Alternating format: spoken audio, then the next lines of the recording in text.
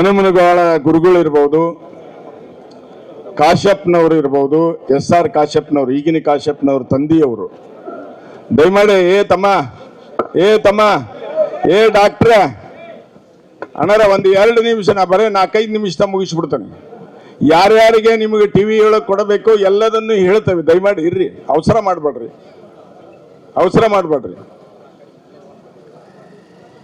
ಸಮಾಜಕ್ಕೆ ದುಡಿದಂತ ಎಲ್ಲ ಗೌರವಾನ್ವಿತ ಹಿರಿಯರನ್ನ ಬ್ಯಾಡಪ್ಪ ಇಲ್ಲಿ ಏನೋ ಅವ್ಯವಹಾರ ಆಗೈತಿ, ಕೇಳಿದ್ರ ಕೆಸರಿನ ಮೇಲೆ ಕಲ್ಲು ಒಕ್ಕೊಂಡು ಸಿಡಿಸ್ತತಿ ತಿಡಿತತಿ ಅಂತ ಹೇಳಿ ಮನೆಯಲ್ಲಿದ್ದಂತ ಹಿರಿಯರಿಗೆ ಎಲ್ಲರಿಗೂ ಇವತ್ತ ನಾವು ಅಭಿನಂದನೆಗಳನ್ನ ಸಲ್ಲಿಸ್ತೇನೆ. ಕಾರಣ ಏನು ಅಂತ ಹೇಳಿದ್ರೆ, ಡಾಕ್ಟರ್ ಮಹಾಂತ ಸ್ವಾಮಿಗಳು ನಮಗೆಲ್ಲರಿಗೂ ಮಾರ್ಗದರ್ಶನವನ್ನ ಮಾಡಿ ಹೋಗ್ಯಾರ. ಆ ಮಾರ್ಗದರ್ಶನದಲ್ಲಿ ನಾವೆಲ್ಲರೂ ನಡೀತಾ ಇದ್ದೇವೆ. 2010ರಲ್ಲಿ ಮಹಾಂತಪ್ಪಗಳು ಒಂದು ಪತ್ರವನ್ನ ಬರೆದಿದ್ದಾರೆ. 2010ರಲ್ಲಿ ಮಹಾಂತಪ್ಪಗಳು ಒಂದು ಪತ್ರವನ್ನ ಬರೆದಿದ್ದಾರೆ. ಆ ಪತ್ರದ ಸಾರಾಂಶ ತಾವೆಲ್ಲರೂ ಈಗಾಗಲೇ ನೋಡಿದ್ದೀರಿ. ಮಾತಾಡ್ಬೇಡ್ರಿ, ಅಲ್ಲಿ ಯಾರು ಮಾತಾಡ್ಬೇಡ್ರಿ. ಇವ್ರು ಹೇಳೋದು ಇಂಪಾರ್ಟೆಂಟ್ ನಿರ್ಣಯ ಐತಿ, ಈಗ ಬಹಳ ಮುಖ್ಯ ವಿಷಯ. ಈಗ ದಯಮಾಡಿ ಯಾರು ಮಾತಾಡ್ಬೇಡ್ರಿ. ನೀವೆಲ್ಲರೂ ಆ ಒಂದು ಪತ್ರವನ್ನು ಓದಿದ್ದೀರಿ ಅಂತೇಳಿ ನಾನು ಭಾವಿಸಿದ್ದೇನೆ. 2 ಗಂಟೆ ಹೊಡಿತು. ಸತ್ಯ ಅನ್ನೋದು ನಿಮ್ಗೆಲ್ಲ ಗೊತ್ತಾಗ್ತತಿ. 2010ರಲ್ಲಿ ಮಹಾಂತಪ್ಪಜ್ಜವರು ಒಂದು ಸಂದೇಶವನ್ನ ಈ ಸಮಾಜಕ್ಕೆ ಕೊಟ್ಟಿದ್ರು. ಅದರ ಮುನ್ಸೂಚನೆ ಏನಿತ್ತು ಅಂದ್ರೆ, ನಾವು ಓಟು ಓದೋದಲ್ಲ, ಮುನ್ಸೂಚನೆ ಏನಿತ್ತು ಅನ್ನೋದನ್ನ ನಿಮ್ಮ ಗಮನಕ್ಕೆ, ಪತ್ರಿಕಾ ಸ್ನೇಹಿತರಿಗೆ ನೀವೆಲ್ಲರೂ ಓದಿದ್ದೀರಿ. ಶ್ರೀ ಜಗದ್ಗುರು ಡಾಕ್ಟರ್ ಮಹಾಂತ ಶಿವಾಚಾರ್ಯ ಮಹಾಸ್ವಾಮಿಗಳ ಕೈಯಾರೆ ತಮ್ಮ ಡೈರಿಯಲ್ಲಿ ಅತ್ಯಂತ ನೋವಿನಿಂದ ಬರೆದುಕೊಂಡಿದ್ದಾರೆ.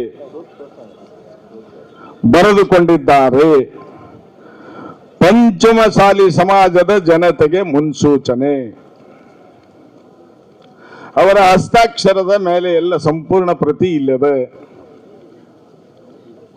2008ರ ಪೂರ್ವದಲ್ಲಿಯೂ ಸಹ ಸಮಾಜವನ್ನ ಕಟ್ಟಲಿಕ್ಕೆ ಬಹಳಷ್ಟು ಹಿರಿಯರು ಶ್ರಮ ಪಟ್ಟಿದ್ದಾರೆ.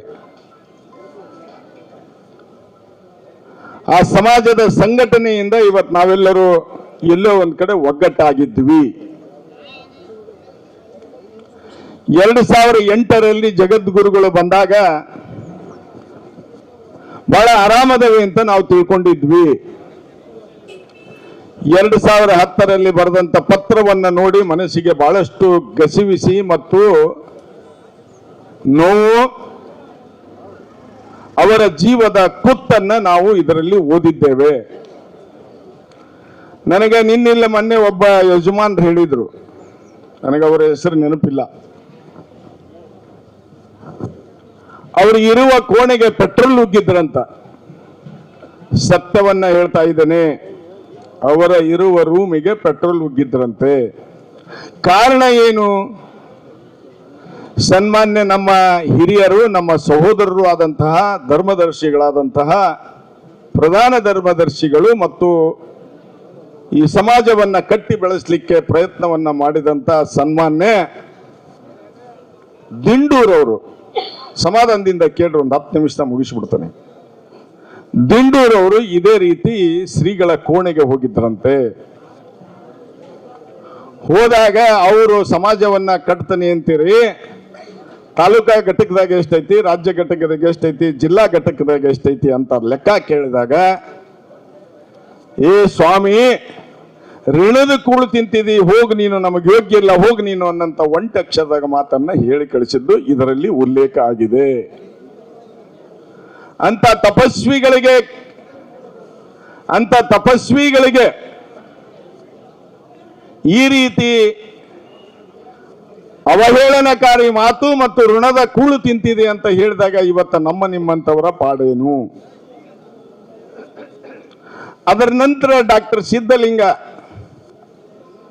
ಸ್ವಾಮಿಗಳು ಬಂದರು ಮಠಕ್ಕೆ. ಅವಾಗ 2008ರಾಗ ನಾ ಬಹಳ ಸವಿಸ್ತಾರ ಹೋಗೋದಿಲ್ಲ, ಬಹಳಷ್ಟು ಹಿರಿಯರು ಮಾತನಾಡಿದ್ದಾರೆ.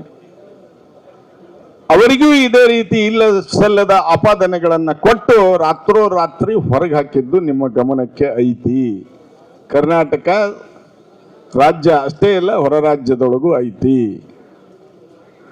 ನಂತರ ಈ ಶ್ರೀಗಳು ದೇವರಣಿಗೆ ಮಾಡಿ ಹೇಳ್ತಾನೆ, ಅವರು ನಮ್ಮನ್ನ ಬಳಸಿಕೊಂಡಿಲ್ಲ. ಇದನ್ನ ಬಳಸಿಕೊಂಡವರು ಯಾರು ಅಂತ ಹೇಳಿದ್ರೆ ಸನ್ಮಾನ್ಯ ಬಾವಿ ಬೆಟ್ಟಪ್ಪನವರು.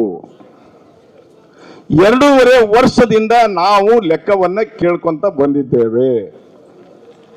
ಇವತ್ತ ನಾಳೆ ಅಂತ ಹೇಳಿ ಇದು ಕಾಲಹರಣ ಆಗಿದೆ. ನಾನು ನಿಮ್ಮ ಮುಖಾಂತರ ಈ ರಾಜ್ಯದ ಪಂಚಮಸಾಲಿ ಸಮಾಜದ ಕೆಲವೊಂದು ಬಂಧುಗಳಿಗೆ ಒಂದು ವಿನಂತಿಯನ್ನ ಮಾಡಿಕೊಳ್ತೇನೆ. 4 ಗೋಡೆ ಮಧ್ಯದಲ್ಲಿರ್ತಕ್ಕಂಥ ಲೆಕ್ಕವನ್ನ ನೀವು ಅಲ್ಲೇ ಪರಿಹರಿಸಬೇಕಾಗಿತ್ತು ಅಂತ ಹೇಳಿ ನಾವೇನು ಮೊನ್ನೆ ಹೊರಗೆ ಬಂದಿಂದಾಗ, ಡಾಕ್ಟರ್ಗೆ ಹೊಡೆದಿಂದಾಗ, ಶ್ರೀಗಳನ್ನ ಹೊರಗೆ ತೆಗಿತೇವೆ ಎಂದಿಂದಾಗ, ಬಿಟ್ಟು ಕಳಿಸ್ತೇವೆ ಎಂದಿಂದಾಗ, ಇಲ್ಲ ಸಲ್ಲದ ಆಪಾದನೆಗಳನ್ನು ಹೇಳಿದಾಗ, ಹಿರಿಯರಾದಂಥ ಸನ್ಮಾನ್ಯ ಯಾರು ಡಾಕ್ಟರ್ ರಾಜ್ಕುಮಾರ್ ಅವರಿಗೆ ಸೊಂಟದ ಕೆಳಗಿನ ಮಾತುಗಳನ್ನ ಆಡಿದಾಗ ನಾವು ಹೊರಗೆದ್ದು ಬಂದಿವೆ ಹೊರತಾಗಿ ಅಲ್ಲಿ ಮಟ್ಟ ನಾವು ಹೊರಗೆದ್ದು ಬಂದಿಲ್ಲ.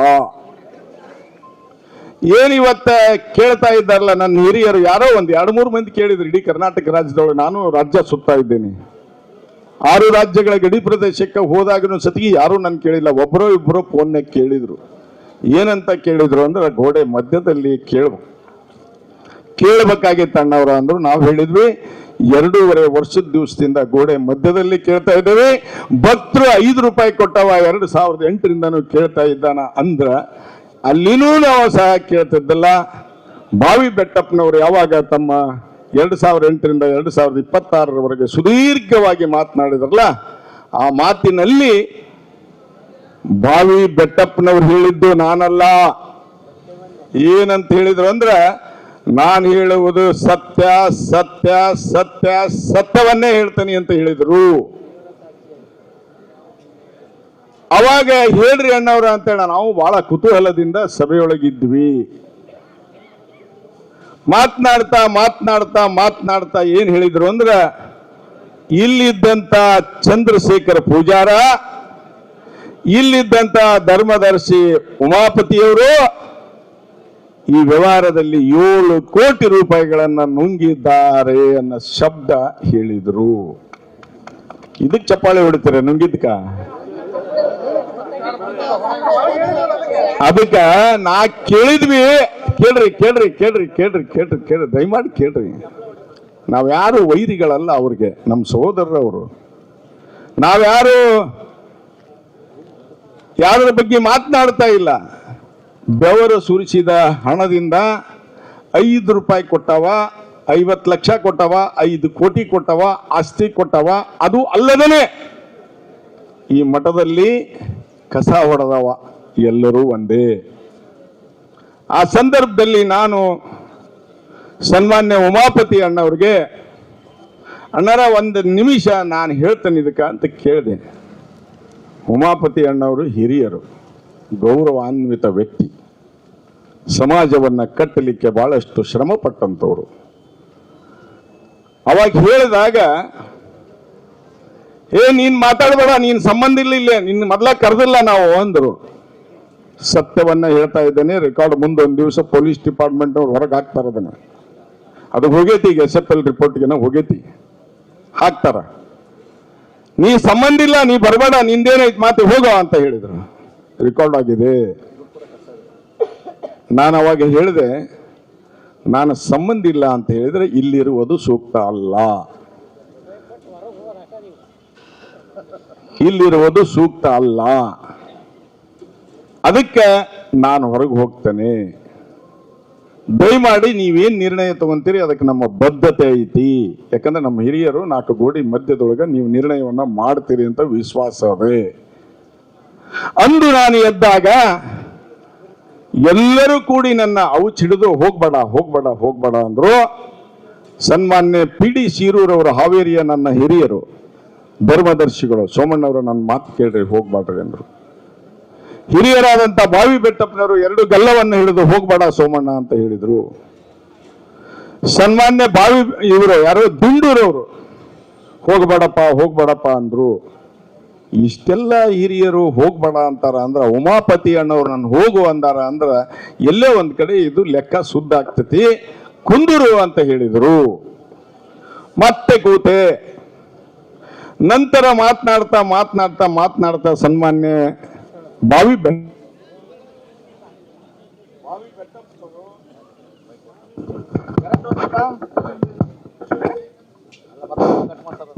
ಬೆಟ್ಟಪ್ಪನವರು ಹೇಳ್ತಾ ಈ ಲೆಕ್ಕ ಏನಾರ ಇರಲಿ ಇದನ್ನ ಮಾಫ್ ಮಾಡಿಬಿಡ್ರಿ ಅಂತ ಹೇಳಿದ್ರು. ಮಾಫ್ ಮಾಡ್ರಿ ಅಂತ ಹೇಳಿದ್ರು. ಅದಕ್ಕ ಈ ಯಜಮಾನ್ರು ಇಲ್ಲಿ ದಪ್ಪನವ್ರು ಕೂತಾರಲ್ಲ, ಸಿದ್ದಣ್ಣ ಚಿಕ್ಕಬಿದ್ರಿ ರಾಣೆಬೆನ್ನೂರು, ಅಲ್ಲ ಅಧ್ಯಕ್ಷರೇ, ನೀವು ನಮ್ಮ ಹಿರಿಯರು, ಬಡವರದ್ದು 5 ರೂಪಾಯಿ ಐತಿ, ಕೂಲಿಕಾರ 5 ರೂಪಾಯಿ ಕೊಟ್ಟಾರ, ನಮ್ಮ ಸಮಾಜ ಒಕ್ಕಲುತನ ಮಾಡದಂತ ಸಮಾಜ, ಅದಕ್ಕೆ ಅದನ್ನ ಮಾಫ್ ಮಾಡಬೇಡ್ರಿ, ಕೈ ಮುಗಿತೇನೆ ನಿಮಗ, ಲೆಕ್ಕ ಕೊಡು ಅಂತ ಹೇಳ್ರಿ ಅಂದ್ರು. ನನ್ನನ್ನ ಕುಂದುರಿಸಿದ್ರು. ಇವರು ದೊಡ್ಡ ಆಳು, ಇವ್ರು 4 ಮಂದಿ ಬಂದು ಹೊರಕ್ ಪ್ರಯತ್ನ ಮಾಡಿದ್ರು. ನಾನು ಹೇಳಿದೆ ಕುಂದೂರು ಸಿದ್ದಣ್ಣ, ಕುಂದೂರು ಯಾಕೆ ಇರಬಾರ್ದು ಕುಂದೂರು ಅಂದೆ. ಆ ಬಳಿಕ ಕೊಲೆ ಮಾಡಿದವನಿಗಿನ ಕೊಲೆ ಮಾಡಿಸಿದವನಿಗೆ ಶಿಕ್ಷೆ ಜಾಸ್ತಿ. ತಮಗೆ ಗೊತ್ತಿರಲಿ, ಕೊಲೆ ಮಾಡಿದವ್ರಿಗಿನ ಕೊಲೆ ಮಾಡಿಸಿದವರಿಗೆ ಶಿಕ್ಷೆ ಜಾಸ್ತಿ. ಅದಕ್ಕೆ ನಾವು ಹೇಳಿದ್ವಿ, ಈ ಲೆಕ್ಕವನ್ನ ಮಾಫ್ ಮಾಡಲಿಕ್ಕೆ ನಮ್ಮ ಸಮ್ಮತಿ ಇಲ್ಲ ಅಂತೇಳಿ ನಾನು, ನಾಗೇಂದ್ರ ಕಡ್ಕೊಳ್ಳೋರು, ವಕೀಲರು, ಸಿದ್ದಣ್ಣರು ಎಲ್ಲರೂ ಹೊರಗೆ ಬಂದ್ವಿ. ಬಸಣ್ಣರು ಎತ್ತಿದ್ರು. ಬೇಡ, ಈಗ ಸದ್ಯಕ್ಕೆ ಬೇಡ, ದಯಮಾಡಿ ಲಕ್ಷ್ಯ ಕೊಡ್ರಿ. ಇರ್ಲಿ, ನಾನು ಒಂದ್ ಹೆಸರು ಹೆಚ್ಚು ಹೇಳಿರ್ಬೋದು, ಒಂದ್ ಹೆಸರು ಕಡಿಮೆ ಹೇಳಿರ್ಬೋದು. ನಾವು ಹೋಗಿ ಸುಮ್ಮನೆ ಮಹಾನ್ ತಪ್ಪಜ್ಜನ್ನ ಗದ್ಗಿ ಮುಂದೆ ಕುತ್ಕೊಂಡು, ಅಜ ಪಂಚಮಶಾಲಿ ಸಮಾಜದ ಮೇಲೆ ನೀನು ಬರೆದಂತ ಪತ್ರದ ಏನಾದರೂ ಸಾರಾಂಶ ಸತ್ಯ ಇದ್ದರೆ ಈ ಸತ್ಯವನ್ನ ಸಮಾಜಕ್ಕೆ ತಿಳಿಸುವಂತೇಳಿ ಉದ್ದಕ್ಕೆ ನಮಸ್ಕಾರ ಮಾಡಿದ್ವಿ. ಹೊರಗೆ ಸುಮಾರು ಅರ್ಧ ತಾಸು ಮುಕ್ಕಾಲು ತಾಸು ಕುಂತ್ವಿ. ಕುಂತಿಂದಾಗ ಡಾಕ್ಟರ್ ಪಾಳೆ ಬಂತು. ಡಾಕ್ಟರ್ ಪಾಳೆ ಬಂದಾಗ ಏನಾಗೈತಿ ಅನ್ನೋದು ನಿಮ್ಗೆಲ್ಲರಿಗೆ ಗೊತ್ತೈತಿ. ಅದು ಹಾಸ್ಪಿಟಲು, ಕೇಸು, ಅವೆಲ್ಲ ಕಾರಣ ಏನು ಅನ್ನೋದು ಅದೇನು ನಾನೇನು ಮುಂದುವರ್ಸಕ್ ಹೋಗೋದಿಲ್ಲ. ನಾವಿಷ್ಟೇ ಇವತ್ತಿನ ಹೇಳಬೇಕಾಗಿದ್ದು, 2 ಜನ ನನ್ನ ಮೇಲೆ ಆರೋಪ ಮಾಡಿದ್ದಾರೆ. ಒಂದು ಸನ್ಮಾನ್ಯ ಸಹೋದರ ಜ್ಯೋತಿ ಪ್ರಕಾಶ್ ಅವರು, ಇನ್ನೊಬ್ಬ ಸಹೋದರ ಸನ್ಮಾನ್ಯ ಚಂದ್ರಶೇಖರ ಪೂಜಾರ್ ಅವರು. ಸೋಮಣ್ಣ ಬೇವಿನ ಮರದ ಇವತ್ತವರೆಗೆ 1 ರೂಪಾಯಿ ಕೊಟ್ಟಿಲ್ಲ ಅನ್ನಂತ ಮಾತನ್ನ ಹೇಳಿದ್ರು. ಅದನ್ನ ಹೇಳಕತ್ತೇನಣ್ಣ, ದಯಮಾಡಿ ತಿಳ್ಕೊಳ್ಳೋಣ, ಸಮಾಧಾನದಿಂದ ಇರ್ರಿ. ನೀವೆಲ್ಲರೂ ಎದ್ದೆದ್ದು ನೀರು ಕುಡಿದಿರಿ, ನೀವೆಲ್ಲರೂ ಊಟ ಮಾಡಿ ಬಂದಿರಿ. ಕೆಲವೊಬ್ಬರು ಮಾಡಿಲ್ಲ, ಕೆಲವೊಬ್ರು ಎದ್ದೆದ್ದು ಸೊಣ್ಣ ಅಂಗಿ ಕಳಿಸ್ಕೊಂಡಾರ, ಕೆಲವೊಬ್ಬರು ಸೊಂಟ ಹೇಳದ ಅವಂತ ಹತ್ತಿತ್ತ ಸರ್ದಾಡ್ಯಾರ. ನಾವು ಬಂದು ಕುಂತವ್, ನೀವು ಎಬ್ಸಿಂದಾಗ ಎದ್ದೇನಿ. ಅದಕ್ಕೆ ಅವ್ರು 2 ಆಪಾದನೆಯನ್ನ ಮಾಡಿದ್ದಾರೆ. ಆ ಆಪಾದನೆಗೆ ಸನ್ಮಾನ್ಯ ಚಂದ್ರಶೇಖರ್ ಪೂಜಾರ್ ಅವರು ಏನು ಹೇಳಿದ್ದಾರೆ ಅಂದ್ರೆ, ಸೋಮಣ್ಣ ಬೇವಿನ ಮರದವರು ಇಷ್ಟು ದುಡ್ಡನ್ನ ಕೊಟ್ಟಿಲ್ಲ. ಅವರು ಈ ರೀತಿ ಸುಳ್ಳು ಸಂದೇಶವನ್ನ ಹೇಳಿ ಶಿಗ್ಗಾವಿ ಮನೆಗೆ ಹೋಗಿ ಕೂತಾರ. ಚಂದ್ರಶೇಖರ್ ಪೂಜಾರ್ ನನ್ನ ಸಹೋದರರು, ಬೆಳಿಬೇಕಾದಂತ ವ್ಯಕ್ತಿ ಅಂತ ನಾನು ಅಂದುಕೊಂಡಿದ್ದೆ. ಆದರೆ ಚಂದ್ರಶೇಖರ್ ಪೂಜಾರ್ ಅವರೇ, ಸಹೋದರ ಚಂದ್ರಶೇಖರ್ ಪೂಜಾರ್ ಅವರೇ, ನಂದು ಶಿಗ್ಗಾವಿ ಒಳಗೆ ಒಂದೇ ಮನಿ, ನಾನು ಶಿಗ್ಗಾವಳಿಗೆ ಇರಬೇಕು. ಚಂದ್ರಶೇಖರ್ ಪೂಜಾರ್ ಅವರೇ, ನಂದು ಹರಿಹರದಾಗ 1 ಮನಿ, ಹಳ್ಳ್ಯಾಗ 1 ಮನಿ, ರಾಣೆಬೆನ್ನೂರಾಗ 2 ಮನಿ ಇಲ್ಲ. ನಂದು ಒಂದೇ ಮನಿ ಶಿಗ್ಗಾವಿ ಒಳಗೆ, ಅದು ಹಳೆ ಬಸ್ ಸ್ಟ್ಯಾಂಡ್ ಒಳಗೆ ಕಾಂಪೌಂಡ್ ಗತ್ತಿ. ದಯಮಾಡಿ ನೀವೇನು ಆಪಾದನೆ ಮಾಡಿರಲ್ಲ, ಅಲ್ಲಿ ಕುಂದ್ರದಲ್ಲ ಅಂತೇಳಿ ನಾನು ಸ್ವತಃ ಇಲ್ಲೇ ಬಂದಿದ್ದೇನೆ. ನನ್ನೆಲ್ಲ ಸಮಾಜದ ಹಿರಿಯರು, ಕಿರಿಯರು, ತಾಯಂದಿರು ಎಲ್ಲರೂ ಬಂದಿದ್ದಾರೆ.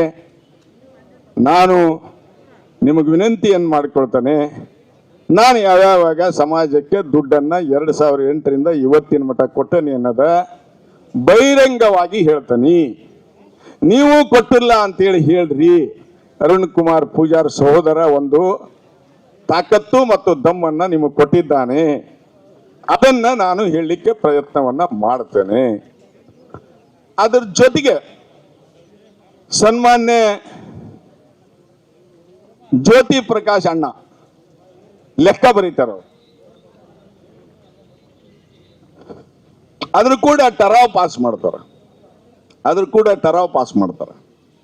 ನಾ ಜ್ಯೋತಿ ಅವ್ರಿಗೆ ಕೇಳ್ತೀನಿ, ಇಲ್ಲಿ ಡಾಕ್ಟರ್ ಇದ್ದಾರ, ವಿಶೇಷ ಆಹ್ವಾನಿತರಾದಂಥ ಸನ್ಮಾನ್ಯ ನಾಗೇಂದ್ರ ಅವರಿದ್ದಾರ, ಅವತ್ತ ಪೀಠಾಧಿಪತಿಗಳು ವಚನಾನಂದ ಮಹಾಸ್ವಾಮಿಗಳದಾರ, ಶಿರೂರ್ ಅವರದಾರ, ಮಹೇಶ್ ಅವರದಾರ, ವಸಂತ ಹುಲ್ಲತ್ತಿ ಅಕ್ಕ ಇದ್ದಾಳ, ಟಾಕನಗೌಡರು ಇದ್ರು, ಉಮಾಪತಿಯವರಿದ್ರು. ಇವರೆಲ್ಲರ ಮಧ್ಯದಲ್ಲಿ ಟರಾವ್ ಏನಾಗಿದೆ, ಆ ಟರಾವಿನ ಪ್ರತಿಯನ್ನ ಈ ಸಮುದಾಯಕ್ಕೆ ತಾವು ಜೆರಾಕ್ಸ್ ಮುಖಾಂತರ ಹಂಚಬೇಕು, ವಾಟ್ಸಪ್ ಮುಖಾಂತರ ಕೊಡಬೇಕು. ಅಷ್ಟೇ ಅಲ್ಲ, ನೀವೇನು ಹೋಗಿ ಮಂದಿ ಕೇಳ್ತಿರಲ್ಲ, ಜನರ ಮಧ್ಯದೊಳಗೆ ಹೊಂಟಾರ. ಈಗ ಅವರು ಸೋಮಣ್ಣ ಬೇವಿನ ಮರದ ಆಸ್ತಿ ಕೊಟ್ಟಿಲ್ಲ ಅಂತೇಳಿ ಅದನ್ನ ಮತ್ತೆ ಹೊಳ್ಳಿ ಖರೀದಿ ಮಾಡಿಸ್ಕೊಂಡಾನ ಅಂತೇಳಿ ನಾ ಹೇಳ್ತಾ ಇದ್ದೇನೆ. ಅರುಣ ಕೇಳ್ರಿ, ಎಲ್ಲೋದ್ರು? ಅಲ್ಲ ನಂದಿ ಹೇಳಿ ಹಾಲಪ್ಪನವರು ಹಾ, ತಾವೆಲ್ಲ ಅಡ್ಡಾಡ್ತಿದ್ರಿ. ನೀವು ಬರೋವಾಗ ಇಷ್ಟೊಂದು ದೇವ್ರು ನನಗೆ ಅನುಕೂಲ ಮಾಡಿ ಕೊಟ್ಟಿದ್ದಿಲ್ಲ. ನೀವು ಬರುವಾಗ ಚಾಪಿ ಹಾಸಿದ್ ನೆನಪು ಮಾಡಿರ್ತಾನೆ, ಒಂದು ಸಿಂಗಲ್ ಚಹಾ ಕುಡಿಸಿದ್ ನೆನಪು ಮಾಡ್ತಾನೆ, ಸಮಾಜವನ್ನ ಕೂಡಿಸಿದ್ ನೆನಪು ಮಾಡ್ತಾನೆ. ನೆನಪಿರ್ಲಿ, ಹೆಚ್ಚು ಹೇಳಲಿಕ್ಕೆ ಹೋಗೋದಿಲ್ಲ, ಇನ್ನೊಂದು ದಿವಸ ಹೇಳ್ತಾನಂತ. ಅದಕ್ಕೆ ನಾನು ಹೇಳೋದಿಷ್ಟೇ, ಜ್ಯೋತಿ ಪ್ರಕಾಶ್ ಟರಾವ್ ಏನಾಗಿತ್ತು, ಆ ಟರಾವದ ಪ್ರತಿಯನ್ನ ನೀವು ಹೊರಗೆ ಹಾಕಬೇಕು. ಇಡೀ ಕರ್ನಾಟಕ ರಾಜ್ಯದಲ್ಲಿರ್ತಕ್ಕಂಥ ಆಸ್ತಿಗಳ ವಿವರಣೆಯನ್ನ ಕೊಡಬೇಕು. ಇವತ್ತೆಲ್ಲೇ ಒಂದು ಕಡೆ ನನಗೆ ದೇವರು ಈ ಒಂದು ಶಕ್ತಿಯನ್ನ ಕೊಟ್ಟಿದ್ದಾನ, ಅವ್ರಿಗೆ ಹೋಗಿ ಕಾಲು ಬಿದ್ದು ಆ ಆಸ್ತಿಯನ್ನ ಉಳಿಸ್ಲಿಕ್ಕೆ ಪ್ರಯತ್ನವನ್ನ ಮಾಡ್ತೀನಿ ಅಂತ ಟರಾವಾಗಿದ್ದನ್ನ ತಾವು ಹೊರಗೆ ಬಿಡಬೇಕು. ಬಳ್ಳಾರಿಯೊಳಗೆ ಎಷ್ಟು ಜಾಗ ಅದ, ನವಲಗುಂದದಾಗ ಯಾರು ಪ್ಲಾಟ್ ಕೊಟ್ಟಾರ, ದಾವಣಗೆರೆಯೊಳಗೆ ಎಷ್ಟು ಜಾಗ ಐತಿ, ಶಿಗ್ಗಾಂವದಾಗ ಎಷ್ಟು ಜಾಗ ಐತಿ, ಹಿರೇಕೆರೂರಾಗ ಎಷ್ಟು ಜಾಗ ಐತಿ, ಹಗರಿ ಬೊಮ್ಮನಿಯೊಳಗೆ ಏನೈತಿ, ಇದನ್ನೆಲ್ಲದನ್ನು ಆಸ್ತಿಯ ವಿವರಣೆಯನ್ನ ಕೊಡುವಂತ ಕೇಳಿದ್ದು ನಾನೇ. ಈ ಚಿಲ್ಲರ ಪಲ್ರ ದುಡ್ಡು ಹೋಗಿರ್ಬೇಕು ಕೊಡು, ಮಾಡೋ ಮುಂದೆ ನಡೆ ಮನುಷ್ಯನ ಎಡವುತ್ತಾನ ಅಂತ ತಿಳ್ಕೊಂಡಿದ್ದೆ. ಸನ್ಮಾನ್ಯ ಬಾವಿ ಬೆಟ್ಟಪ್ಪನವರು ನಮ್ಮ ಹಿರಿಯರು, ನಮ್ಮ ಸಮಾಜದ ಹಿರಿಯರು. ಅವರೇ 7 ಕೋಟಿ ರೂಪಾಯಿ ನುಂಗ್ಯಾರ ಅಂದಿಂದ ನನಗೆ ಎಚ್ಚರ ಆತು. ಅದಕ್ಕೆ ನಾವೆಲ್ಲರೂ ಕೂಡಿ ಆಸ್ತಿ ವಿವರಣೆಯನ್ನ ನನಗೆ ಜವಾಬ್ದಾರಿ ಕೊಟ್ಟರು, ಲೆಕ್ಕದ ವಿವರಣೆಯನ್ನ ಡಾಕ್ಟರು ಉಳಿದಂಥವ್ರು ತಗೊಂಡ್ರು. ಆ ಪ್ರಕಾರ ಟರಾವ್ನಲ್ಲಿ ಏನಾಗಿದೆ ಅಂತ ಹೇಳಿದ್ರೆ ಕೇಳ್ರಿ. ರೇಣುಗೌಡ್ರ ಎಲ್ಲೋದ್ರು? ಇಲ್ಲೇ ಅದಾರ, ನಮ್ಮೂರವರು ಬಂದಾರ, ನನ್ನ ಸಹೋದರರು, ಸಮಾಜದ ಸಹೋದರರು. 2010 2 ಎಕರೆ ಜಮೀನನ್ನ ನಾನು ದಾನ ಕೊಟ್ಟಿದ್ದೆ. ದಾನ ಅಂದ್ರೆ ಖರೀದಿ ಮಾಡಿಕೊಟ್ಟಿದ್ದೆ. ಅದಕ್ಕೆ ನಮ್ಮ ಸಮಾಜದ ಅಧ್ಯಕ್ಷರೇ ನಾನು ಇಲ್ಲದ ಸಂದರ್ಭ, ನಾನು ಬಸವರಾಜ ಬೊಮ್ಮಾಯಿಯವರು ಹಳ್ಳಿಗೆ ಹೋದಾಗ ಶ್ರೀಗಳು ಬಂದು ನನ್ನ ಮನೆಯಲ್ಲಿ ಕೂತಾಗ ಆ ಕಾಗದ ಮಾಡಲಿಕ್ಕೆ 37,000 ರೂಪಾಯಿದಿಂದ ಹಿಡಿದು ನನ್ನ ಹೆಂಡತಿ ಕಡೆ ನಮ್ಮ ತಾಲೂಕಾ ಅಧ್ಯಕ್ಷರು ಇಸ್ಕೊಂಡು ಹೋಗಿದ್ರು. ನಾನು ಇಲ್ದ, ನಾ ಫೋನ್ ಮಾಡಿ ಹೇಳಿದೆ ನನ್ನ ಹೆಂಡತಿಗೆ ಕೊಡು ಸಮಾಜದ್ದು ಅಂತೇಳಿ. 37,000 ಅವತ್ತಿನ ಕಾಲದಾಗ. ಅದನ್ನ ಶ್ರೀವರ ಇದ್ದಾಗ ಅದನ್ನ ಎಣ್ಣೆ ಮಾಡಿಸಿ ಅದಕ್ಕೆ 76,000 ರೂಪಾಯಿ ಫೀ ತುಂಬಿದ್ವಿ. ನಾನು ಇಲ್ಲಿರ್ತಕ್ಕಂಥ ಸಣ್ಮುಖಪ್ಪ ಮತ್ತು ನಮ್ಮ ಬಂಕಾಪುರದ ಶಿವಣ್ಣ ಕೂಡ್ಕೊಂಡು 15 ದಿವಸ ಅದನ್ನ GPS ಮಾಡಿ ಅಳತಿ ಮಾಡಿದ್ವಿ. ಹೌದನಲ್ರಿ ರೇಣುಗೌಡ್ರ? ಹೌದಲ್ಲ? ಸತ್ಯನ ಸುಳ್ಳ?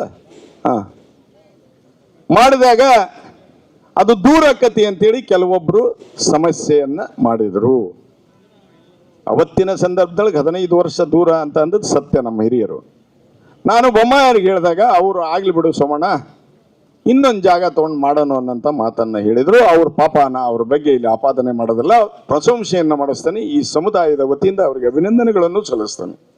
ಕಾರಣ ಏನು ಅಂದ್ರೆ ಕಲ್ಯಾಣ ಮಂಟಪ ಕಟ್ಟಿಸ್ಕೊಟ್ಟಾರ. ನಿರಂತರವಾಗಿ ನಮ್ಮ ಅರುಣ್ ಅವರು ಹೇಳಿದ್ರ ಗತಿ ಅದಕ್ಕೇನು ಬೇಕೆಲ್ಲ ವ್ಯವಸ್ಥೆ ಮಾಡ್ಯಾರ. ಒಟ್ಟು 4 ಎಕರೆ ಜಮೀನು ಶಿಗ್ಗಾಂವದಾಗ ಇರೋದು. ಇವ್ರ ಲೆಕ್ಕದಾಗ 2 ಎಕರೆ ಐತ್ರಿ ಅಣ್ಣಾರ. ಇಂಥವು ಯಾವ ಅನ್ನೋದಕ್ಕೆ ಕೇಳಾಕತ್ತಿರೋದು ನಾವು. ಹಿಂದಿನ ಸಿದ್ಧಲಿಂಗ ಶ್ರೀಗಳು ಈ ರೀತಿ ಆಗ್ತತಿ ಅಂದಾಗ ಟರಾವ್ ಮಾಡಿದಾಗ ಏನ್ ಟರಾವ್ ಐತಿ ಅನ್ನೋದು ನಾ ಹೇಳೋದಲ್ಲ, ಅವರೇ ಹೇಳಿ. ಯಾರು? ಜ್ಯೋತಿ ಅವರು ಇಲ್ಲ ಉಳಿದ ಟ್ರಸ್ಟಿಗಳು ಅದ್ರ ಬಗ್ಗೆ ಹೇಳ್ತಾರೆ. ನಾನೇನು ಮಾಡಿದೆ ಅಂತ ಹೇಳಿದ್ರೆ, ಅವರು ನಮ್ಮ ರಾಜ್ಯಾಧ್ಯಕ್ಷರನ್ನ ಅವರಲ್ಲಿ ಕಳಿಸಿದ್ವಿ. ಅವರು ಒಪ್ಪೋದಿಲ್ಲ, ಯಾವ ಕಾಲಕ್ಕೂ ಕೊಡೋದಿಲ್ಲ ಅಂತ ಹೇಳಿದ್ರು ಸಿದ್ಧಲಿಂಗ ಶ್ರೀ. ಯಾಕೆ ಅಂತ ಕೇಳಿದ್ವಿ. ನನ್ನನ್ನು ಹಿಂಸೆ ಮಾಡ್ಯಾರ, ಕೋರ್ಟಿಗೆ ಹೇಳಿದಾರ, ನಾ ಇಲ್ಲ ಬಲ್ಲದ ಆಪಾದನೆ ಇರ್ತಾರ, ಕಾರಣ ಕೊಡೋದಿಲ್ಲ ಅಂದ್ರು. ಇಲ್ಲ ಬುದ್ಧಿ ಹಂಗೆ ಆಗಬಾರ್ದು, ಕೊಡ್ರಿ ಅಂತ ಹೇಳಿದಾಗ ಕೊಡೋದಲ್ಲ, ಬೇಕಾದ್ರೆ ಸೋಮಣ್ಣ ಕೊಟ್ಟನ, ಸೋಮಣ್ಣನ ಹೆಸರಲ್ಲಿ ಮಾಡ್ತಾನೆ ಅಂದರು. ಅದನ್ನ ಸೋಮನ್ ಗೌಡ್ರು ಟ್ರಸ್ಟಿನೊಳಗೆ ಹೇಳಿದರು. ಸೋಮನ್ ಗೌಡ್ರು ಹೇಳಿದಾಗ ಎಲ್ಲರೂ ಏನು ಅಂದ್ರೆ, ಇಲ್ರಿಪ್ಪ ನಿಮ್ಗೆ ಆಕತ್ತೆ ಅದ, ನೀವ ಜಮೀನು ತಗೊಂಡ್ರಿ, ಅದನ್ನ ಖರ್ಚು ಮಾಡಿ ಆ ಬಳಿಕ ನೀವು ನಮ್ಮ ಮಠಕ್ಕೆ ಬಿಟ್ಟು ಕೊಡುವಂತ್ರಿ, ಅದು ಖರ್ಚು ಏನಾರ ಬಂದ್ರೆ ಕೊಡ್ತೇನೆ ಅಂದ್ರು. ತಮಗೆ ಗೊತ್ತಿರಲಿ, ಶ್ರೀಗಳಿಗೆ ನಮಸ್ಕಾರ ಮಾಡಿ ಅವ್ರನ್ನ ಕರ್ಕೊಂಡು ಬಂದು ಅವ್ರಿಗೊಂದು ಸ್ಕಾರ್ಪಿಯೋ ಗಾಡಿ ಕೊಡಿಸಿ ಅವ್ರನ್ನ ಚೆಂದಾಗಿರ್ಬೇಕು, ಇಲ್ಲಿ ಎಷ್ಟೋ ವರ್ಷದ ಕಾಲ ಪಂಚಮಸಾಲಿ ಗುರುಗಳಾಗಿದ್ದಾರೆ ಅಂತ ಹೇಳಿ ಇಂಡಿಯನ್ ಬ್ಯಾಂಕ್ನಾಗ ಲೋನ್ ಮಾಡಿ ಅವ್ರಿಗೆ ಗಾಡಿ ಕೊಟ್ಟನಿ. ಇವತ್ತು ಪಾಪ ನಮ್ಮ ಅಜ್ಜ ಆರಾಮ ಅಡ್ಡಾಡ್ತಾ ಇದ್ದಾರ. ಅದರ ನಂತರ ಖರೀದಿಗೆ ಹೇಳಿದೆ, ಅಜ್ಜಾರ ಮಾಡಿಕೊಡ್ರಿ, ಮತ್ತು ನಾ ಮಠಕ್ಕೆ ಬಿಡ್ತೀನಿ, ಆ ಗಾಡಿ ರೊಕ್ಕ ಕೊಡಬೇಡ್ರಿ, ನೀವು ಅಡ್ಡಾಡ್ರಿ, ನಾನು ಮಾಡ್ತೀನಿ ಅಂದೆ, ಕಂತು ತುಂಬ್ತೀನಿ ಅಂದೆ.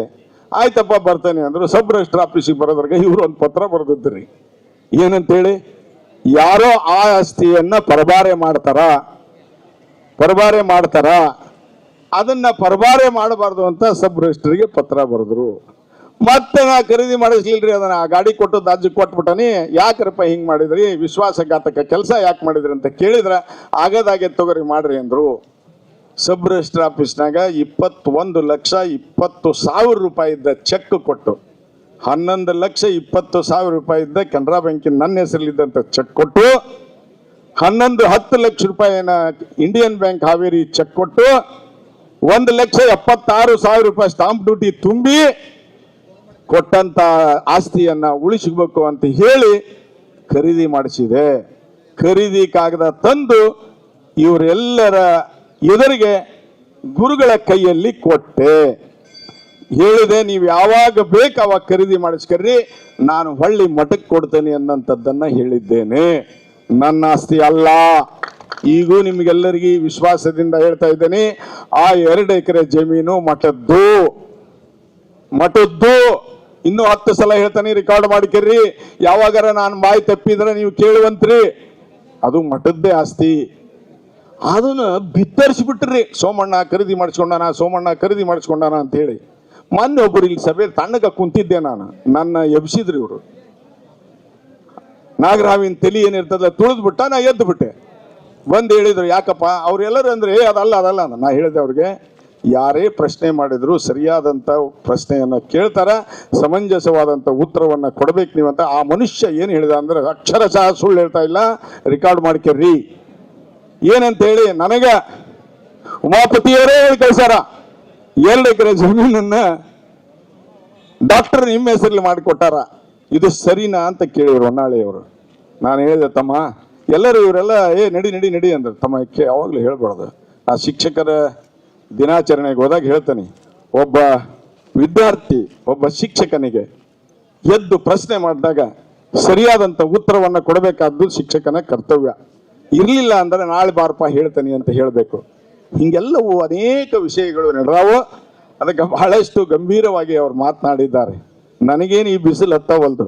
ಕಾರಣ ಏನಂದ್ರೆ ನಾವು ಹೋರಾಟದಿಂದ ಬಂದವನು. ನಾನೇನು ಇಂಟರ್ನೇ ಖರ್ಚು ಮಾಡಿಲ್ರಿ. ನಾ ಆರಾಮ್ ದೇವರು ಸರಿಸಿ ಬರ್ತವನು. ಆರಾಮ್ ಇಲ್ಲಿ ಕೂತದ್ದು ಯಾಕೆ ಅಂತ ಹೇಳಿದ್ರೆ, ಸತ್ಯಕ್ಕೆ ಒಂದು ದಿವಸ ಜಯ ಸಿಗ್ತದೆ. ಅಷ್ಟೇ ಅಲ್ಲ, ಮಹಾತ್ಮ ಗಾಂಧೀಜಿಯವರು ಸ್ವಾತಂತ್ರ್ಯ ಹೋರಾಟದ ನೆನಪುಗಳನ್ನು ನಾವು ಮಾಡಿಕೊಂಡಾಗ, ಅವರು ಉಪ್ಪಿನ ಸತ್ಯಾಗ್ರಹಕ್ಕೆ ಹೋಗುವಾಗ ಬರೀ 5-6 ಜನ ಇದ್ರು. ಫೋಟೋ ಕಾಣಿಸ್ತದಲ್ಲ ಯಜಮಾನ್ರ, 5-6 ಜನ ಇದ್ರು. ಈ ರೀತಿ ಕಟ್ಟಿ ಮೇಲೆ ಕೂತಂತ ಜನ ಹಿಂದಿದ್ದವರಿಗೆ ಎಲ್ಲಿ ಹೊಂಟಿರಿ ಅಂತ ಕೇಳಿದ್ರೆ ನಮಗೂ ಗೊತ್ತಿಲ್ಲ, ಮುಂದಿದ್ದವರಿಗೆ ಕೇಳ್ರಿ ಅಂತ ಹೇಳಿದ್ರು. ಇವತ್ತು ನಾನು ನಿಮಗೆ ಕೈ ಮುಗಿದು ವಿನಂತಿಯನ್ನು ಮಾಡ್ಕೊಳ್ತಾನೆ, ಇಡೀ ಕರ್ನಾಟಕ ರಾಜ್ಯದ ಜನತೆಗೆ ಕರೆಯನ್ನ ಕೊಡೋಣ, ಲೆಕ್ಕ ಕೊಡಿ ಚಳುವಳಿಗೆ ನೀವು ಭಾಗವಹಿಸ್ರಿ ಅಂತ ಹೇಳಿ ಅವರು ಸರಿಯಾದಂಥ ಲೆಕ್ಕವನ್ನ ಕೊಟ್ಟಾಗ ನಾವೆಲ್ಲರೂ ನನಗೆ ಫೋನ್ ಮಾಡಿ ಹೇಳಿದಾರ, ನಾ 1 ಲಕ್ಷ ಕೊಟ್ಟನಿ, 1,08,000 ಕೊಟ್ಟನಿ, 16.5 ಲಕ್ಷ ಕೊಟ್ಟನಿ, 15 ಲಕ್ಷ ಕೊಟ್ಟನಿ, 800 ಚೀಲ ಭತ್ತ ಕೊಟ್ಟವಿ, 50,000 ಇಟ್ಟಂಗಿ ಕೊಟ್ಟವಿ. ಅಷ್ಟೇ ಅಲ್ಲ, ಹೊರಗಿನಿಂದ ಬಂದಂತ ಕಬ್ಬಿಣದ ಲೋಡಿನಲ್ಲಿ 10 ಟನ್ ಬಂದ್ರ 6 ಟನ್ ಅತ್ತಾಗ 4 ಟನ್ ಇಲ್ಲೇ ಉಸುಕು, ಇಲ್ಲೇ ಇದ್ದಂತ ಉಸುಕು.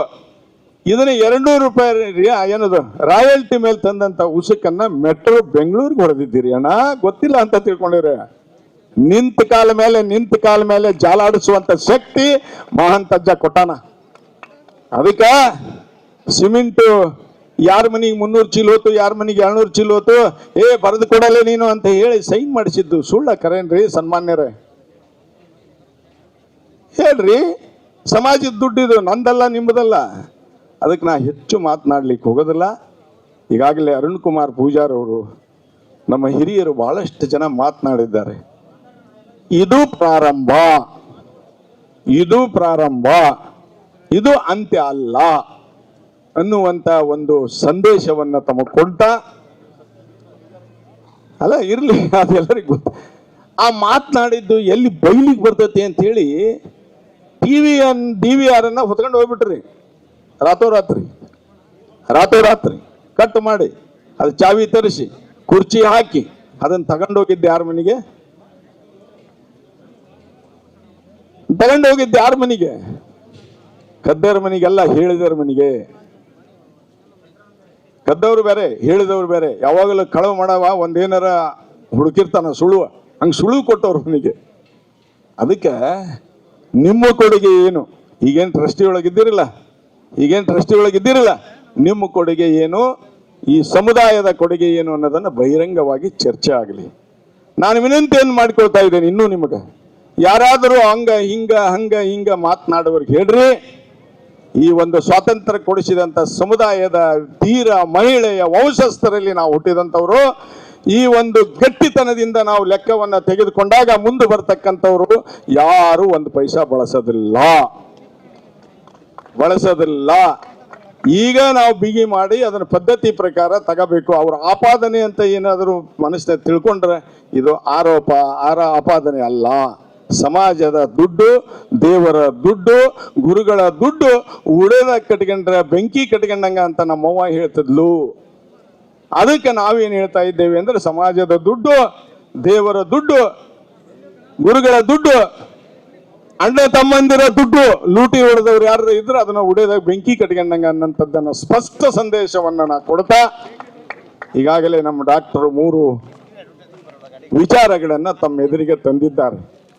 ಆ 3 ವಿಚಾರಗಳಿಗೆ ನಾನು ವೈಯಕ್ತಿಕವಾಗಿ ಅದನ್ನ ಸ್ವಾಗತ ಮಾಡ್ತೇನೆ. ನೀವೆಲ್ಲರೂ ಅದನ್ನು ಒಕ್ಕೊರಲಿಂದ ಸ್ವಾಗತ ಮಾಡ್ತೇನೆ ಅಂತ ಹೇಳಿದ್ರೆ ಕೈ ಎತ್ತಿ ಪಂಚಮಸಾಲಿ ಸಮುದಾಯದವರಿಗೆ ಈ ಒಂದು 3 ಸಮಿತಿಗೆ ನಾವು ಬೆಂಬಲವನ್ನ ಕೊಟ್ಟಿದ್ದೇವೆ ಅನ್ನಂತ ಮಾತನ್ನ ನಾನು ಕೇಳ್ತಾ ಇದ್ದೇನೆ. ನಾನು ಈಗ ಹೇಳ್ತಾ ಇದ್ದೇನೆ, ಡಾಕ್ಟರ್ ರಾಜ್ಕುಮಾರ್ ಅವರು ಹರಿಹರ ಪಂಚಮಸಾಲಿ ಪೀಠದ ಆಡಳಿತಾಧಿಕಾರಿಗಳು ತಂದಂತ 3 ಏನು ನಿಯಮಗಳಿಗೆ ನೀವೆಲ್ಲರೂ ಬದ್ಧರಿದ್ದೀರಾ? ಅಣ್ಣರ ಸಾಕ್ಷಿ ಕೇಳ್ತಾರ, ಸ್ವಲ್ಪ ಟಿವಿ ಅತ್ತಾಗಿತ್ತ ಗೊಳಿಸ್ರಿ ದಯಮಾಡಿ ಆ ಟಿವಿ ಪಾವಿ ಎಲ್ಲರೂ ಒಳಸ್ರಿ. ಹಿಂದಿದ್ದು ಬಿಡುವಾಗಿದ್ದವ್ರು ಹೌದಾ, ದಯಮಾಡಿ ಒಳ ಬರ್ಬೇಕು ಇಲ್ಲಿ. ಅದಕ್ಕ ಈ ಮೂರುಗಳ ಮಾಹಿತಿಯನ್ನ ನಿಮಗೆ ಕೊಟ್ಟಂತ ಸನ್ಮಾನ್ಯ ಡಾಕ್ಟರ್ ರಾಜ್ಕುಮಾರ್ ಅವರು ವೈಯಕ್ತಿಕವಾಗಿ ಕೊಟ್ಟಿಲ್ಲ, ಇಡೀ ಕರ್ನಾಟಕ ರಾಜ್ಯದ ಎಲ್ಲ ಸಮುದಾಯದವರನ್ನ ತೆಗೆದುಕೊಂಡು ಹೋಗ್ಬೇಕನ್ನಂತ ಒಂದು ಸಂದೇಶವನ್ನ ಕೊಟ್ಟಿದ್ದಾರೆ. ನಾವು ಸಂಪೂರ್ಣವಾಗಿ ಬೆಂಬಲವನ್ನ ಕೊಡ್ತೇವೆ ಡಾಕ್ಟರ್ ಅನ್ನಂತ ಮಾತನ್ನ ನಾವು ಕೈ ಎತ್ತುವುದರ ಮುಖಾಂತರ ಬೆಂಬಲವನ್ನ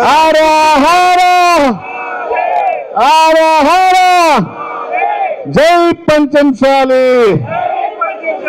ಜೈ ಪಂಚಮಸಾಲಿ.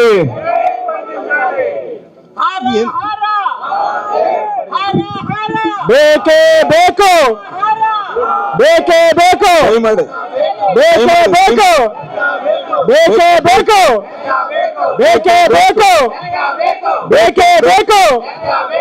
ಬರೋವರೆಗೆ ನಾವು ಎಲ್ಲಿಯೂ ಹೋಗೋದಿಲ್ಲ ಹೊರಗಡೆ. ಬೋಲೋ ಭಾರತ್ ಮಾತಾ ಕಿ ಜೈ. ದಯಮಾಡಿ ಇನ್ನೊಂದು ವಿಷಯ ಹೇಳಿ ನನ್ನ ಮಾತನ್ನ ಮುಗಿಸ್ತೇನೆ.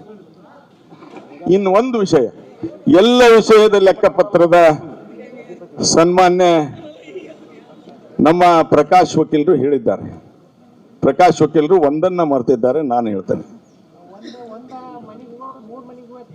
ಅದೆಲ್ಲ ಲೆಕ್ಕ ಗೊತ್ತ. ನಾ ಹೇಳಿದ್ನಲ್ಲ, ನಾ ಸಿಮೆಂಟ್ ಹೋಗೈತಿ, ಕಬ್ಬಣನೂ ಹೋಗೈತಿ, ಅಕ್ಕಿನೂ ಹೋಗೈತಿ, ಜೋಳನೂ ಹೋಗಿ. ನಿಮ್ಗೆ ಒಂದೇ ಒಂದು ಮಾತು ಹೇಳ, ಅರುಣ 3 ವರ್ಷದ ಜಾತ್ರೆ ಮಾಡ್ಯಾನ, ಮೊನ್ನೆ ನಮ್ಮ ಡಾಕ್ಟರ್ 1 ವರ್ಷದ ಜಾತ್ರೆ ಎಲ್ಲರ ಆಶೀರ್ವಾದದಿಂದ ಮಾಡಿ ಲೆಕ್ಕ ಕೊಡ್ತಾನೆ ಅಂತ ಬಂದ್ರೆ ಅವನಿಗೂ ಬೇಯದಾನೆ.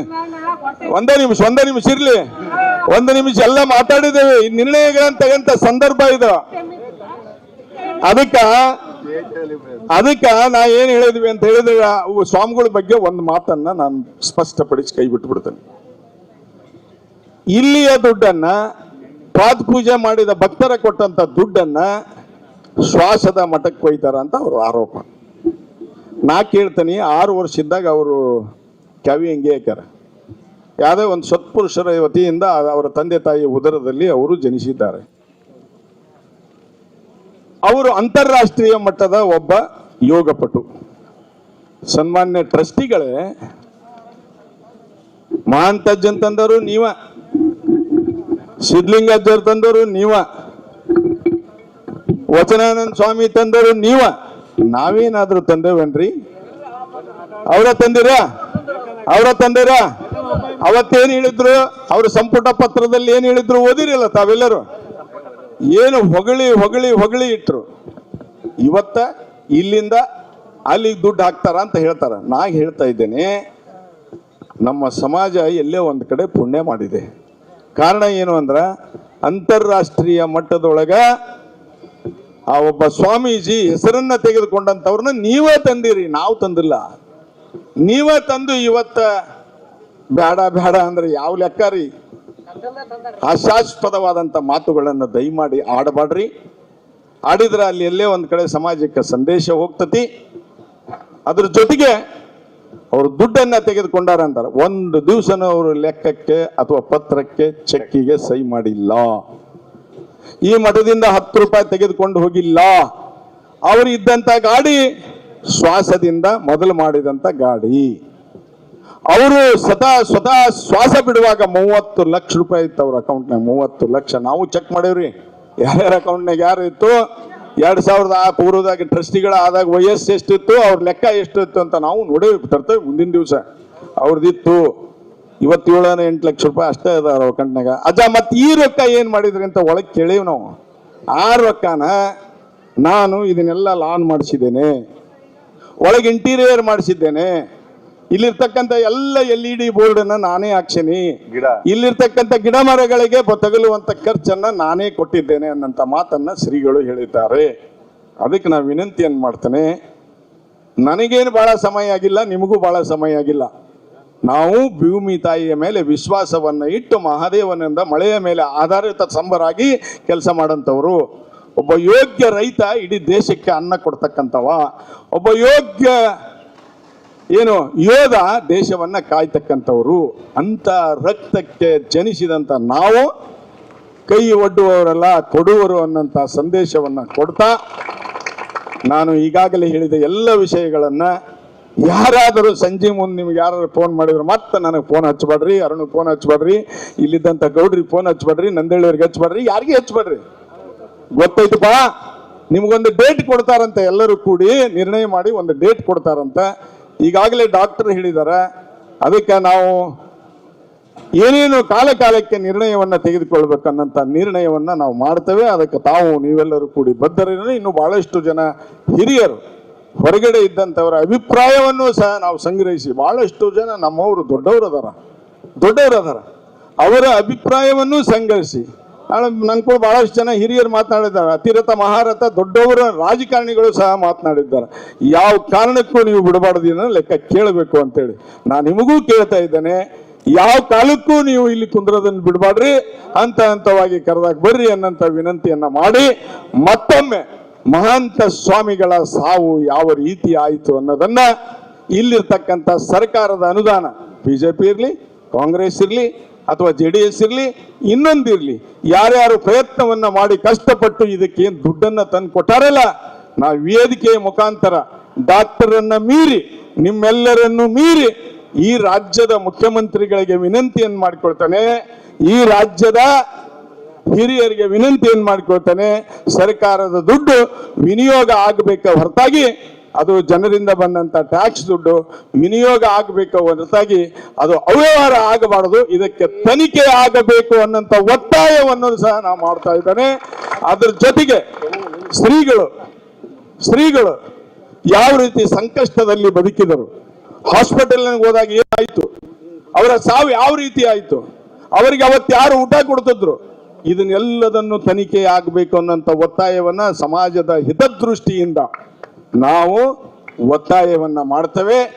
ಈಗಿರ್ತಕ್ಕಂಥ ಶ್ರೀಗಳಿಗೆ ಯಾವುದೇ ಪರಿಸ್ಥಿತಿ ಒಳಗೆ ಏನಾದರೂ ಹೆಚ್ಚು ಕಡಿಮೆ ಆದ್ರೆ ಏನು ಮೊನ್ನೆ ನಮ್ಮ ಡಾಕ್ಟರ್ ಹೇಳಿದಾರಲ್ಲ, ಅವರೇ 3 ಜನ ಹೊಣೆಗಾರರು ಅನ್ನೋಂಥದ್ದನ್ನ ಮತ್ತೊಮ್ಮೆ ನೆನಪು ಮಾಡಿ ಗೌರವಾನ್ವಿತ ಎಲ್ಲ ಟ್ರಸ್ಟಿಗಳು ಪ್ರತಿ 5 ವರ್ಷಕ್ಕೊಮ್ಮೆ ಏನ್ ಬದಲಾವಣೆ ಆಗ್ಬೇಕಲ್ಲ, ಇಂಥ ಯುವಕರನ್ನ ತೆಗೆದುಕೊಂಡು ನೀವು ಮಠವನ್ನ ಕಟ್ಟಲಿಕ್ಕೆ ಪ್ರಯತ್ನ ಮಾಡಬೇಕು. ಏನು 2008ರಲ್ಲಿ ತಾವೇನು ಹೇಳಿದ್ರಲ್ಲ ಅದನ್ನ 2008 ಮಕ್ಕಳನ್ನ ದತ್ತು ತೆಗೆದುಕೊಂಡು ಇಲ್ಲಿ ಹೆಚ್ಚು ಹೆಚ್ಚು ಕೆಲಸ ಕಾರ್ಯಗಳನ್ನ ಮಾಡ್ತೇವೆ ಅನ್ನಂತ ನಂದಿಹಳ್ಳಿ ಆಲಪ್ಪನವ್ರು ಇದ್ರು ಅವತ್ತ, ನೀವು ಅದರ ಬಗ್ಗೆ ಒಂದಿಟ್ಟು ಒತ್ತನ್ನ ಕೊಡಬೇಕು ಅನ್ನಂತ ವಿನಂತಿಯನ್ನ ಮಾಡಿ, ಏನಾದ್ರೂ ನಿಮ್ಮ ಮಾತನ್ನ ಸಮಾಜ ಕಟ್ಯಾರ ಅನ್ನಂತ ನಿಮ್ಮ ಮಾತನ್ನ ಕೇಳ್ತಾ ಇದ್ರ ಈ ಸಂದೇಶವನ್ನ ಕೊಟ್ಟು ಸಮಾಜವನ್ನ ಬಲಪಡಿಸಬೇಕು ಅನ್ನಂತ ಒಂದು ವಿನಂತಿಯನ್ನ ಮಾಡಿ ನನ್ನ ಮಾತನ್ನ ಮುಗಿಸ್ತಾ ಇದ್ದೆ.